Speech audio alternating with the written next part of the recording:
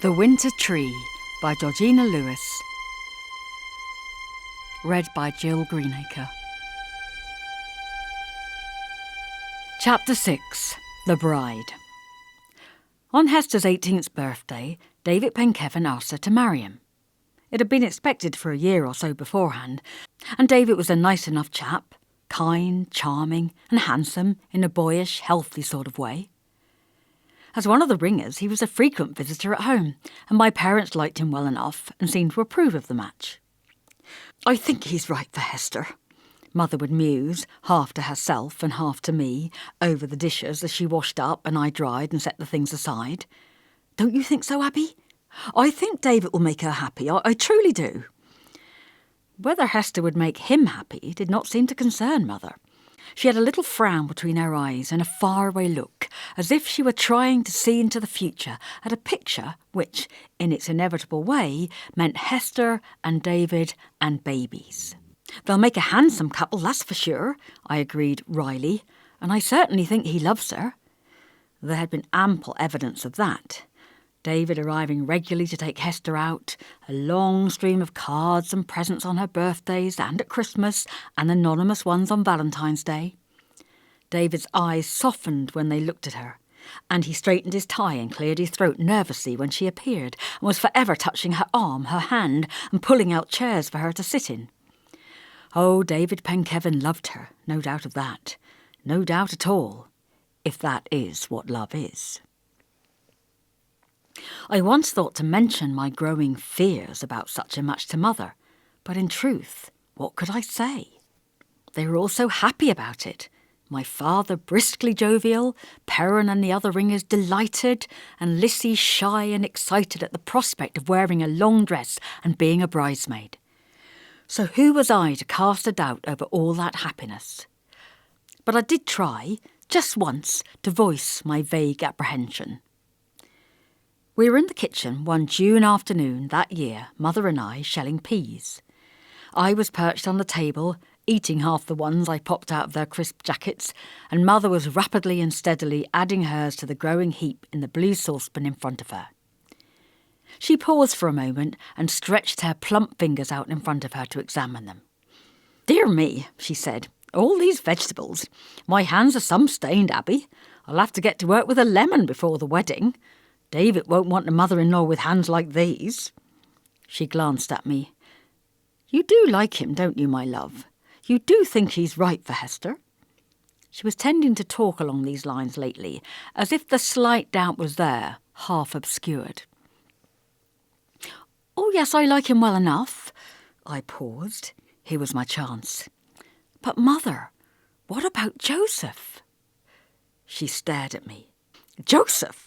Her mouth fell open, and she gaped in frank astonishment. "Joseph? Whatever makes you think of him?" She hesitated. "Oh, Abby, no. Joseph's a born bachelor. Don't you worry." She began to chuckle to herself. "Joseph at the altar? No, not him. That'll never be." She sighed and nodded thoughtfully. "No. David's the one for Hester, I'm sure of it. Anyway, she said yes, hasn't she? So she must love the chap. Oh, yes, he's the one for Hester." I gave it up and wandered out to do the potatoes, leaving Mother chuckling to herself over the peas and saying, "Joseph at the altar, that'll be the day." But perhaps Mother had thought a bit about my question, for later that day I overheard her say to Hester on the quiet, "You are sure, my love, aren't you? There's no one else, is there, Hester? Sure?" And I saw Hester give that small, bright smile of hers, shake her head, and stretching out her hand, look at David's ring. Then Mother's voice, very low, saying hesitantly, You don't, perhaps you don't care for Joseph, do you, Hester?" And I heard her answer just the same as she had done to me. "Joseph? Oh, Joseph." And in her voice was something I could not quite fathom, although the only thing I could have called it would be a kind of rawness. "She doesn't," Mother confided to me next day. "She doesn't care for him, Abby, you needn't worry. I asked her outright, I did, last night." "What did she say?" I asked, knowing full well. "Nothing. said Mother. She was couldn't care less, as if she almost didn't know who he was. There, now you needn't worry, Abby. And she smiled at me reassuringly and patted my hand. Yes, I said lightly. She's always been like that towards Joseph. Then you're imagining things, said Mother crisply. So don't let your imagination wander. It's your romantic mind, my girl. Forget it. And so I did. Sometimes, for a week or two at a time, I'd even managed to forget Hester's face through the snow and her voice like a voice in a dream saying, "A berry of Hester's blood." There was no doubt that she appeared happy. She ran about all day like a delighted child, opening wedding presents and filling the cottage with song. For months, we were all caught up in a welter of preparations for the wedding, which was set for early March. We were to have a reception at home afterwards, as there was only a handful of guests from David's side and barely more from ours. David had a younger brother, James, of an age with Thomas, a fidgety, noisy little boy who twitched and made faces with a nervous air when spoken to. David's parents came over with the two sons to talk about the wedding plans, and while Lizzie and I passed round cups of tea and David and Hester held hands self-consciously on the sofa in front of us, Thomas found some paper and a pencil and hid himself in a corner to do some quiet drawing of the assembled faces, and James kicked thoughtfully at his chair, twitched his mouth and picked at the upholstery. There was some argument about a wedding dress. Hester longed passionately to be married in green, deep green, her favourite colour, but Mother was emphatic that it would not be at all suitable. "Not green, Hester," she said firmly. "You can't walk down the aisle in green. Surely even you can see that. You'll have to wear a white dress. It's what David would want. You must wear white." "Why?" said Hester. "Oh, why do I have to wear white? What's wrong with green? Oh, I wish I could have green." "Because," Mother told her, "because all brides wear white if they've not been married before. You can't have a green wedding dress, Hester. Besides, it would be awful unlucky. You've got a terrible passion for green clothes. I'm sure I don't know why. Let Liz wear green as your bridesmaid, certainly, but not you, Hester. Abby's going to make the dress for you, so you ask her about green for Lizzie, but not your dress, my lamb. That must be white." "Will you make Lizzie's dress in green?" Hester asked me. "I wish I could have a green dress, but Auntie Susan says no. Why can't I have green, Abby? I dearly love a new green dress." "Because you're a virgin, Hester," I told her frankly, "and it's traditional that virgins wear white." "Oh," she said, and went suddenly very red. I remembered Mother taking her aside the week before and asking anxiously in a low voice, "Here, Hester, you do know what happened on the wedding night and all that, don't you, my love? You do know, don't you, Hester?" And Hester nodding vaguely as Mother bustled her away for a little talk in the parlour, which we hardly ever use except on great occasions. They had come out again half an hour later with Hester looking rather dazed and Mother rather flushed and businesslike. Mother had washed her hands very briskly at the sink and sent Hester out into the orchard to call Lizzie and Thomas into tea. "Of course Lizzie can wear green," I told her, "if that's what you want. But it isn't usual, you know. It's considered unlucky to have green clothes at a wedding. It's only superstition, though, and I dare say it won't matter a bit." So I made Lizzie a green dress, deepest green, the colour of holly leaves and dark water. And Hester looked at it with longing eyes all the time it was being made, until Lizzie said, very bravely, "Try it on, Hester. You can have it anyway after the wedding if you like. I don't like green as much as you do." So Hester put on her own bridesmaid's dress before the dark mirror in my parents' room, holding the material of it to fit her narrow waist and turning it this way and that before the glass. "I much prefer it to the wedding dress," she sighed. "Oh, if only I could have had green." "And I prefer the bride's one," Lizzie said. I'd let her help me make the wedding dress. She sewed the hems and seams and a few other simple little parts that she could manage. She was a quiet little thing, very domesticated.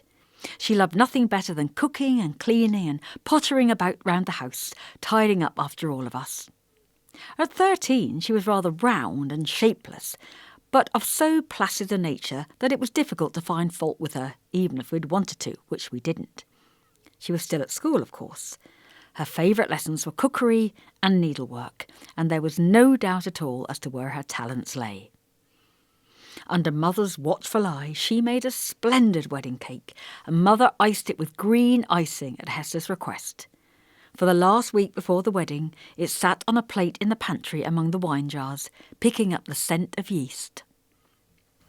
Hester spent these last weeks before her wedding in a state of vagueness bordering on trance. She seemed to be living in a permanent dream, as if everything around her, all the hectic preparations and presents and good wishes, were all for someone else and not for her at all.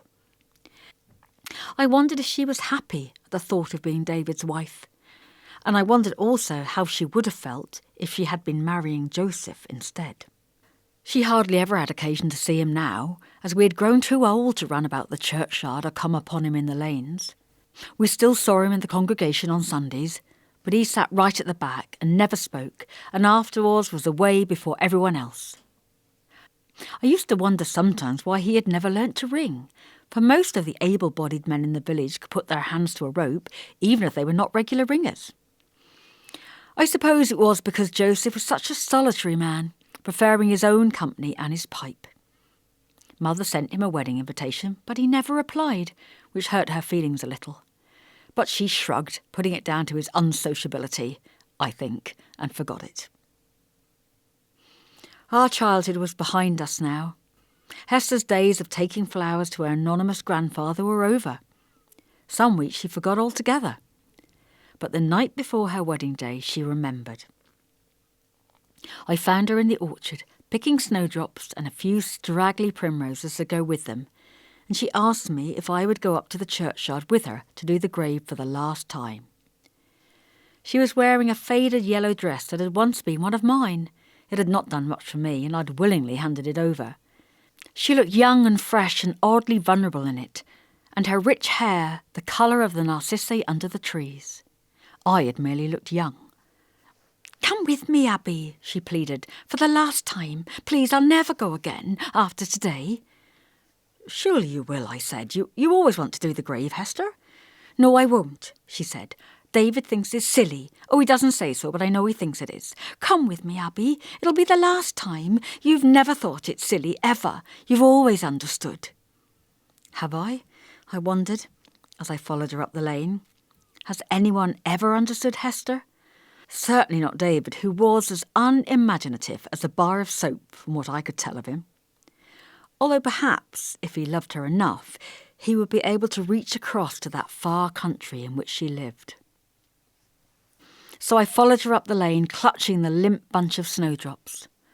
Already their pale stems were softening, and they drooped their heads sadly and mourned. Like a yellow bride, she walked ahead of me, and like a deferential bridesmaid, I followed in the quieter dress with the wilting bunch of snowdrops.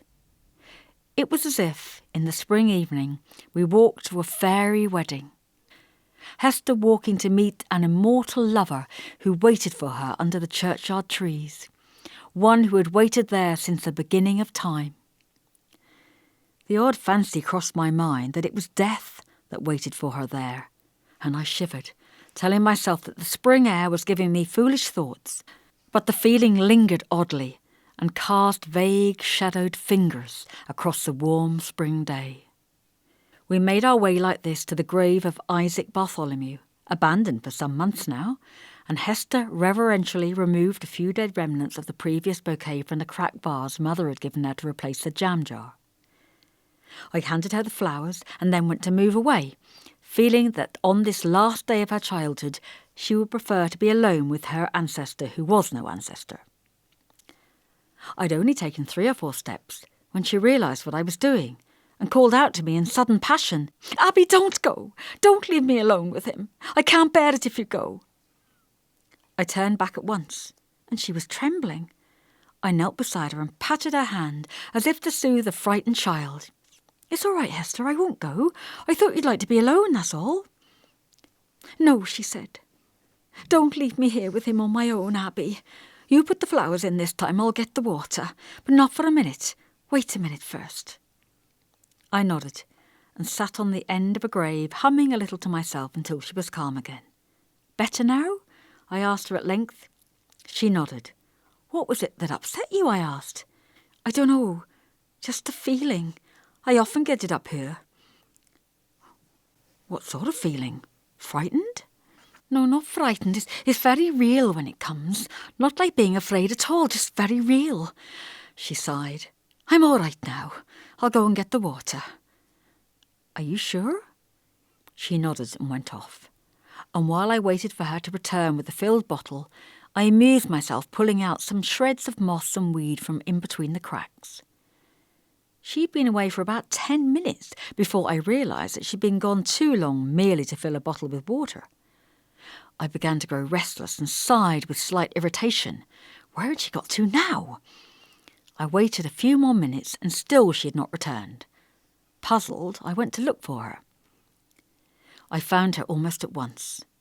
She was standing under the elms, looking up into the sky and watching the rooks flying to and fro. Her hands were clasped behind her back, and there in the still spring air she was totally absorbed. She stood beneath the trees in a patch of soft light which fell about her like a cloak and struck her bright hair aflame. I remembered David's reverent glances and half-disbelieving looks, but I could no more see Hester belonging to David than I could the birds. She was too unreal for possession. She was like flame out of the earth, standing there in the falling sunlight with as much power and as little substance. As I watched her, she moved and half-turned, holding up her arms to the birds, as if inviting them to take her up with them. I was about to call out to her when I realised that someone else was there too, watching her silently from the flagstone path. He stood quite motionless, his gaze upon her, breathing in the sight of her. I stepped back, unobserved, into the shadows. Hester, standing in her pool of light, lowered her arms. Suddenly she seemed to panic. She took several rapid steps back towards where he stood, watching her from the path. She stumbled and began to fall, and Joseph, as I watched, held out his hands to catch her, caught up the flying shape into his arms, and held her against his breast. For several seconds neither of them moved at all. Then Hester started and pulled herself away. He said nothing. She stood there trembling a little before him, and for almost a full minute nothing happened. They were like two figures suspended in a dream, just standing there, staring at each other, all alone beneath the churchyard trees. I turned and went back to the grave and knelt down to fiddle with the dead flowers on the ground beside it. There was no sound but the soft whisper of grass around me and the high call of the rooks. I sat there all alone while the sunlight faded rapidly and the shadowed evening drew on, until a slight dimness fell across the grave and I looked up. "Hello, Joseph," I said, rather at a loss. "Lovely evening. We've come to do the grave." He nodded, being well used to Hester's eccentricities. There was a long pause while the wind sighed. "How are you?" I asked lamely. "We don't see much of you these days." "Very well," he said. "And you?" "Yes, we're all fine at home," I told him. "Mother's very busy with the wedding arrangements and everything, but very well and happy. How are your hens?" He chuckled. "Laying well." "Good," I said. It seemed a laboured conversation, and I gave it up. He didn't seem to mind. He stood beside the grave, looking out across the surrounding fields, seemingly deep in thought. "I don't know where Hester's got to," I said in desperation. "She went to get some water for the flowers. There aren't many of them about at this time of year, but she managed to find a few." He looked down, and his eyes fell upon the bunch of straggling flowers. He bent and took a primrose from the limp collection, turning it carefully in his fingers. "They're early this year," I said helpfully. "She found a few in the orchard." He nodded, looking at the primrose in his hands, then tucked it carefully into a buttonhole of his jacket. "Signs of spring," he said. It was an oddly warming thing to do, and I felt a rush of ease. "Are you planting much this year?" I asked him. "Your tobacco plants, of course." "Oh, yes," he said. "I put them in every year." Silence fell about us once again. I began to think Hester wasn't going to come back. I got to my feet, brushing off my skirt. Joseph looked thoughtfully up at the sky. "It's tomorrow, then?" he said at length. "Yes, it's tomorrow." I hesitated. "Joseph, do you mind?" "Mind?" he said. "Mind?" He looked at me. "Oh, no, I don't mind. Why should I mind? She must have what's best for her. She must have what she wants. He's a nice chap, David Penkeven. He'll be good to her." This was a long speech for him.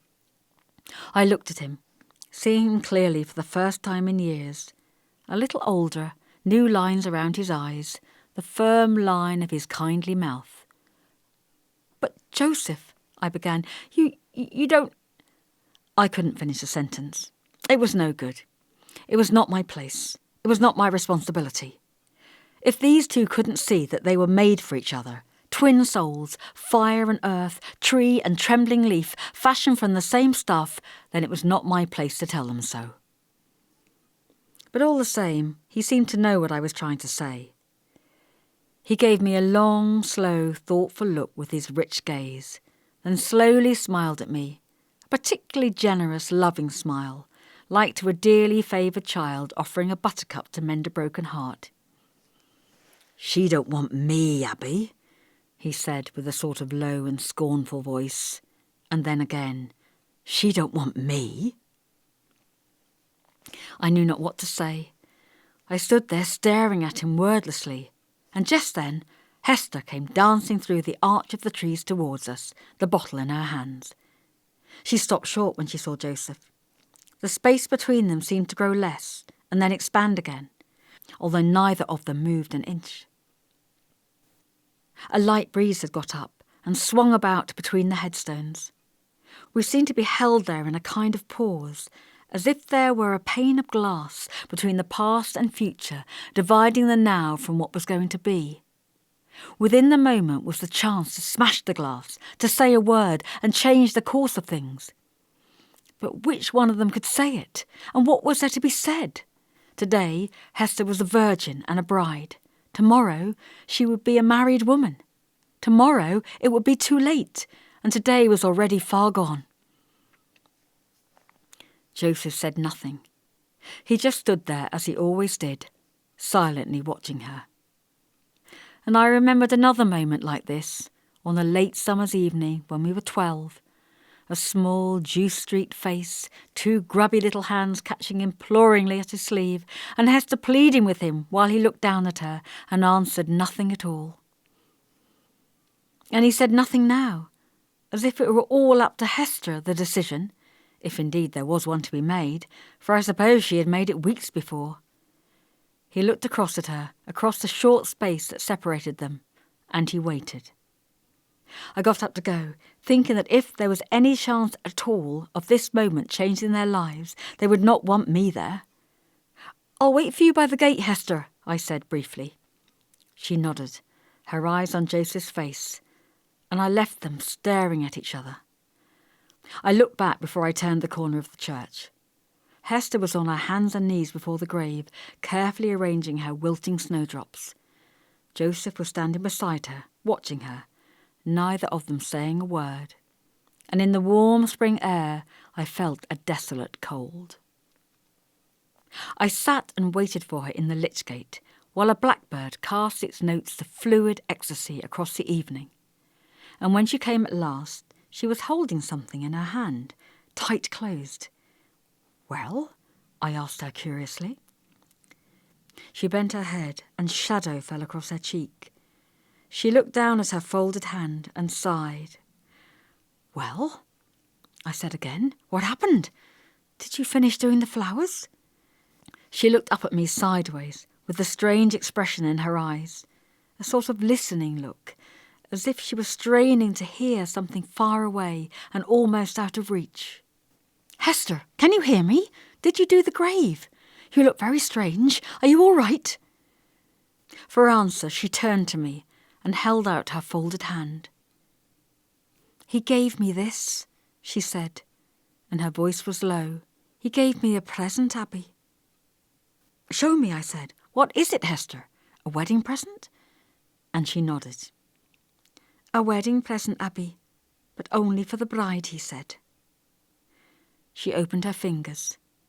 Inside, drooping and torn, and stained with ochre where the pale pieces had broken apart, there lay a limp and crumpled primrose.